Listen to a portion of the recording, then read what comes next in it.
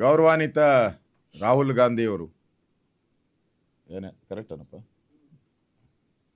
ಗೌರವ ಇದೆಯಲ್ಲ, ಗೌರವಾನ್ವಿತ ರಾಹುಲ್ ಗಾಂಧಿಯವರು ಅದಾನಿ ಬಿಜೆಪಿ ಏಜೆಂಟ್ ಅಂತೆ. ಅದಾನಿ ಬಿಜೆಪಿಯ ಏಜೆಂಟ್ 100 ಸರಿ ಹೇಳ್ಬಿಟ್ಟವ್ರೆ. ಮತ್ತು ಎಲ್ಲ ಅವ್ರ ಪಾರ್ಟಿಯವ್ರಿಗೂ ಎಲ್ಲ ಮೀಟಿಂಗಲ್ಲೂ ಹೇಳಿದ್ದಾರೆ ಅದಾನಿ ಬಿಜೆಪಿಯ ಏಜೆಂಟ್ ಅಂತ. ಈ ಕರ್ನಾಟಕ ಸರ್ಕಾರ ಅದಾನಿಯವರಿಗೆ ರೆಡ್ ಕಾರ್ಪೆಟ್ ಹಾಕಿದೆಯಲ್ಲ. ಈಗ ಇವತ್ತು ಭೇಟಿನೂ ಕೂಡ ನಡೀತಾ ಇದೆ. ರಾಹುಲ್ ಗಾಂಧಿ ಪರ್ಮಿಷನ್ ಕೊಟ್ರಾ? ರಾಹುಲ್ ಗಾಂಧಿ ಪರ್ಮಿಷನ್ ತಗೊಂಡಿದ್ದೀರಾ? ಸೋನಿಯಾ ಗಾಂಧಿ ಪರ್ಮಿಷನ್ ತಗೊಂಡಿದ್ದೀರಾ? ಪ್ರಿಯಾಂಕಾ ಒಡೆಯರ ವಾದ್ರನ ಯಾರೋ ವಾಡೆನೋ ವಾದ್ರನೋ ಯಾವುದು ಏನು, ನಾನು ಒಡೆ ಅಂದು ಒಂದು ಅಭ್ಯಾಸ, ಅದಕ್ಕೆ ಅವ್ರದ್ದೇನ ಅನುಮತಿ ತಗೊಂಡಿದ್ದೀರಾ? ಅಲ್ಲಿ ಮಾತ್ರ ಡೆಲ್ಲಿಯಲ್ಲಿ ಅದಾನಿ ವಿರುದ್ಧ, ಕರ್ನಾಟಕ ಕಾಂಗ್ರೆಸ್ಸು ಅದಾನಿ ಪರ. ಇದು ಡಬಲ್ ಸ್ಟ್ಯಾಂಡರ್ಡ್ ಅಲ್ವಾ ನಿಮ್ಮದು? ಡಬಲ್ ಸ್ಟ್ಯಾಂಡರ್ಡ್ ತಾನೇ ಇದು. ಅದಕ್ಕೆ ನಾನು ಡಿ ಕೆ ಶಿವಕುಮಾರ್ ಅವ್ರಿಗೆ ವಿನಂತಿ ಮಾಡ್ತೀನಿ, ಆಗ್ರಹ ಮಾಡ್ತೀನಿ, ಸ್ವಲ್ಪ ನೀವು ರಾಹುಲ್ ಗಾಂಧಿಗೆ ಬುದ್ಧಿ ಹೇಳಿ. ಸ್ವಲ್ಪ ರಾಹುಲ್ ಗಾಂಧಿಗೆ ಒಂದು ಸ್ವಲ್ಪ ಬುದ್ಧಿ ಹೇಳಿ. ಅವರೊಬ್ಬ business man. D K Shivakumar next ಹೇಳ್ತಾರಲ್ಲ, ನಾನು ಹಂಗೇನಿಲ್ಲ, ಬಿಸ್ನೆಸ್ ಮ್ಯಾನು, ಬಿಸ್ನೆಸ್ ಮಾಡ್ತಾ ಇದ್ದಾರೆ.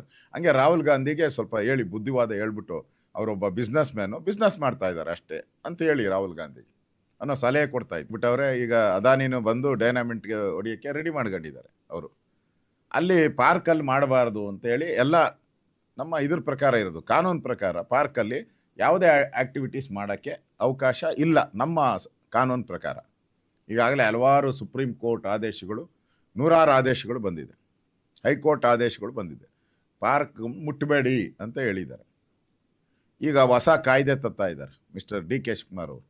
ಏನು ಅಂತ ಹೇಳಿದ್ರೆ, ನೀವು ಪಾರ್ಕಲ್ಲೂ ಕೂಡ ಏನು ಬೇಕೋ ಕಟ್ಟಡಗಳನ್ನ ಕಟ್ಬೋದು, 5% ಜಾಗವನ್ನು ಗುತ್ತಿಗೆ ಕೊಡ್ಬೋದು, ಸೇಲ್ ಮಾಡ್ಬೋದು ಪಾರ್ಕಲ್ಲಿ. ರೆಡಿ ಮಾಡ್ಕೊಂಡವ್ರೆ. ಯಾವುದಕ್ಕೋಸ್ಕರ? ಇದಕ್ಕೋಸ್ಕರ ಅದಾನಿ ಈಗ ಬಂದಿದ್ದಾರಲ್ಲ, ಅದಕ್ಕೋಸ್ಕರ ಒಂದು ಪ್ರಾವಿಷನ್ ಮಾಡ್ಕೊತ ಇದ್ದಾರೆ. ಈಗ ಲಾಲ್ಬಾಗಲ್ಲಿ ಪ್ರತಿಭಟನೆ ಮಾಡ್ತಾರೆ, ಇಲ್ಲೂ ಸ್ಯಾಂಕಿ ಟ್ಯಾಂಕಲ್ಲಿ ಅಲ್ಲೂ ಹೋಗ್ತೈತೆ. ಸ್ಯಾಂಕಿ ಟ್ಯಾಂಕ್ ಕೆರೆ ಹತ್ರ ಹೋಗ್ತಾ ಇದೆ. ಕೆರೆ ನೀರೆಲ್ಲ ಗೋವಿಂದ ಆಗೋತತೆ. ಅಲ್ಲಿ ಬಂದರೆ, ಟನಲ್ ಬಂದರೆ ಕೆರೆಯಲ್ಲಿ ಏನು ನೀರೇ ಉಳಿಯಲ್ಲ.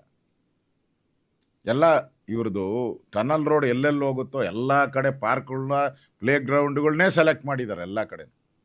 ಎಲ್ಲ ಕಡೆ ಪಾರ್ಕು, ಪ್ಲೇ ಗ್ರೌಂಡು. ಯಾಕಂದರೆ ಓಸಿಯಾಗಿ ಆಗಬೇಕಲ್ಲ ಇವ್ರಿಗೆ. ಅಕ್ವಿಜೇಷನ್ ಮಾಡೋಕ್ಕೆ ಹಣ ಇಲ್ಲ ಇವ್ರ ಹತ್ರ. ಬೇರೆ ಲ್ಯಾಂಡ್ ತೊಗೊಂಡ್ರೆ, ಪ್ರೈವೇಟ್ ತೊಗೊಂಡ್ರೆ ಹಣ ಕೊಡಬೇಕು,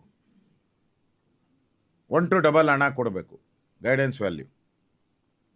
ಇವ್ರ ಹತ್ರ ಹಣ ಇಲ್ಲ. ಪಾರ್ಕ್ಗಳು ಅಂದರೆ easy target. Park easy target. ಆ ಈಸಿ ಟಾರ್ಗೆಟ್ ಪ್ರಕಾರ ಒಂದು ಬಿಲ್ಲನ್ನು ತರ್ತಾ ಇದ್ದಾರೆ. 5% ಜಾಗವನ್ನು ಲೀಸು, ಸೇಲು ಮಾಡೋಕ್ಕೆ ಅವಕಾಶ ಮಾಡಿಕೊಡ್ತಾ ಇದ್ದಾರೆ. ಇದು ಕಾನೂನು ಬಾಹಿರ, ಇದು ಒಳ್ಳೆಯದಲ್ಲ. ನಿಮಗೆ ಟನಲ್ ರೋಡ್ ಮಾಡೋಕ್ಕೋಸ್ಕರ ಈ ಥರ ಕಳ್ಳಾದಿಯನ್ನು ಹುಡ್ಕೋವಂಥದ್ದು ಒಳ್ಳೆಯದಲ್ಲ. ನೀವು ಪ್ರೈವೇಟ್ ಎಲ್ಲೆಲ್ಲಿ ಬೇಕೋ ನೀವು ಪ್ರೈವೇಟ್ ಲ್ಯಾಂಡನ್ನು ಅಕ್ವೈರ್ ಮಾಡ್ಕೊಳ್ಳಿ ನೀವು. ಅದು ಬಿಟ್ಟು ಪಾರ್ಕ್ಗಳು ಮಾರಿ ಕಣ್ಣು ಓರಿ ಮೇಲೆ ಅನ್ನಂಗೆ ಪಾರ್ಕ್ಗಳ ಮೇಲೆ, ಡಿ ಕೆ ಶಿವಕುಮಾರ್ ಕಣ್ಣು ಪಾರ್ಕ್ಗಳ ಮೇಲೆ ಬೇಡ. ಪಾರ್ಕು ಲಂಗ್ ಸ್ಪೇಸ್, ಜೀವನ ಆಧಾರ. ಅದು ಏನು ವಾಯು, ಹನುಮಂತ ವಾಯುಪದ, ಪ್ರಾಣವಾಯು,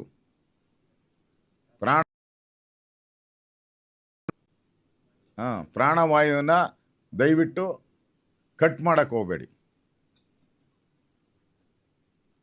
ಸರ್ಕಾರ ಯಾವುದೋ ಒಂದು ಪ್ರಾಜೆಕ್ಟ್ಗೋಸ್ಕರ ಇಡೀ ಕಾಯ್ದೆಯನ್ನೇ ಬದಲಾವಣೆ ಮಾಡೋಕ್ಕೆ ಹೋಗಿರೋದು ಕರ್ನಾಟಕದ ಇತಿಹಾಸದಲ್ಲಿ ಇದೆ ಫಸ್ಟ್.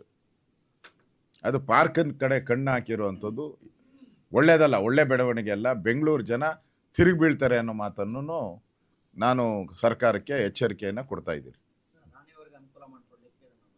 ಪಕ್ಕ ಅದಕ್ಕೆ ನಾನು ಹೇಳಿದ್ದು, ರಾಹುಲ್ ಗಾಂಧಿಯವರೇ ಬಾಯ್ ಬಿಡಿ, ಕಣ್ಣು ತೆರೀರಿ, ಕಿವಿ ಸ್ವಲ್ಪ ಓಪನ್ ಮಾಡಿ. ಎಲ್ಲೆಲ್ಲೋ ಹೋಗಿ ಧರಣಿ ಮಾಡ್ತೀರಾ, ಇಲ್ಲೂ ಬಂದು ಒಂದು ಸ್ವಲ್ಪ ಧರಣಿ ಮಾಡಿ. ಅಂಡಮಾನ್ ನಿಕೋಬಾರಲ್ಲಿ ಹೋಗಿ ಮರನ ತಬ್ಕೊಂಬಿಟ್ಟವ್ರೆ. ಫೋಟೋ ಬೇಕಾ? ಹಾಂ, ಅಂಡಮಾನ್ ನಿಕೋಬಾರಲ್ಲಿ ಹೋಗಿ ಮರ ತಬ್ಕೊಂಬಿಟ್ಟವ್ರೆ. ಬೆಂಗಳೂರಲ್ಲಿ ಬಂದು ಲಾಲ್ಬಾಗಲ್ಲಿ ಒಂದು ಮರ ತಬ್ಗಳಿ. ರಾಹುಲ್ ಗಾಂಧಿಯವರೇ, ನೀವು ನಿಮ್ಮ ಸಿಸ್ಟರ್ ಅಲ್ಲನಪ್ಪ, ನೀವು ನಿಮ್ಮ ಸಿಸ್ಟರ್ ಇಬ್ಬರೂ ಬಂದು 2 ಮರನ ತಬ್ಗಳಿ. ಆದರೆ ನಿಮ್ಮ ತಾಯಿಯವ್ರನ್ನೂ ಕರ್ಕೊಂಬನ್ನಿ, ಅಮ್ಮವ್ರನ್ನ ಗೌರವಾನ್ವಿತ ಕರ್ಕೊಂಬಂದು ಇಲ್ಲೂ ಪರಿಸರ ಉಳಿಸಿ ಜಾಗೃತಿ. ಅಂಡಮಾನೇ ಉಳಿಬೇಕು, ಅಲ್ಲಿ ಅಂಡಮಾನಲ್ಲಿ ಉಳಿಬೇಕು ಅಂತಂದರೆ ಇಲ್ಲಿ ಬೆಂಗಳೂರು ಹಾಟ್ಸ್ಪಾಟ್. ಇದು ಪೊಲ್ಯೂಷನ್ ಲೆವೆಲ್ಲು 180, 200ಕ್ಕೆ ಹೋಗ್ತಾ ಇದೆ ಈಗ ನಮ್ಮದು ಬೆಂಗಳೂರು. ಪೊಲ್ಯೂಷನ್ ಲೆವೆಲ್ ಬೆಂಗಳೂರಲ್ಲಿ 180 to 200 ಹೋಗ್ತಾ ಇದೆ ಈಗ. ನಮ್ಮದು 50 ಒಳಗಡೆ ಇತ್ತು, 50 ಒಳಗಡೆ ಇತ್ತು. ಈಗ ಅದು 180, 200 ಹೋಗ್ತಾ ಇದೆ ನಮ್ಮದು. ಅದರಿಂದ ರಾಹುಲ್ ಗಾಂಧಿಯವರು, ನಾನು ರಿಕ್ವೆಸ್ಟ್ ಮಾಡ್ತೀನಿ, ಅವ್ರಿಗೆ ಆಮಂತ್ರಣ ಕೊಡ್ತಾ ಇದ್ದೀನಿ, ಇಲ್ಲ ಸ್ಯಾಂಕಿ ಟ್ಯಾಂಕಲ್ಲಾದರೂ ಮರ ತಬ್ಗಳಿ, ಇಲ್ಲ ಲಾಲ್ಬಾಗಲ್ಲಾದರೂ ಬಂದು ಮರ ತಬ್ಗಳಿ. ನಿಮಗೆ ಪೂರ್ತಿ ನಾವೆಲ್ಲರೂ ಕೂಡ ಬೆಂಬಲವನ್ನು ಕೊಡ್ತೀರಿ. ಧನ್ಯವಾದ.